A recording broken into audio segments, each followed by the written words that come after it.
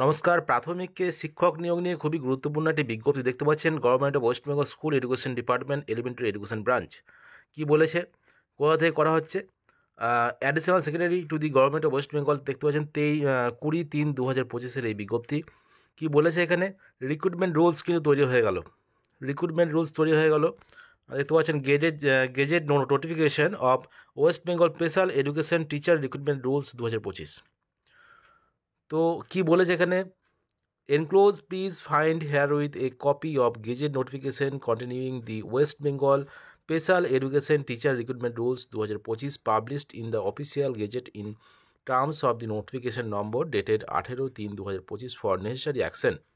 The aforesaid rules is also available on our official website banglarshikha.gov.in এ কিন্তু এই gazette নোটিফিকেশনটি পাওয়া যাবে। এটা কিন্তু দিয়েছে additional secretary to the government of West Bengal থেকে।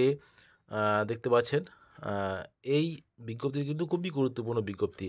কাদের জন্য? স্পেশাল এডুকেশন যে টিচার রিক্রুটমেন্ট করা হবে তাদের সেই সব বিষয়ের জন্য।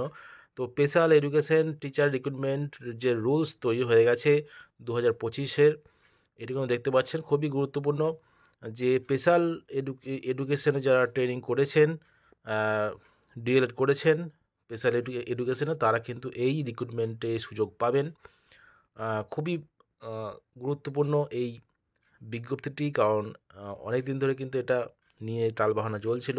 শেষ পর্যন্ত special education teacher recruitment rules কিন্তু তৈরি হয়ে গেল এবং এই রুলস অনুযায়ী কিন্তু নিয়োগ করা হবে স্পেশাল এডুকেশন টিচার।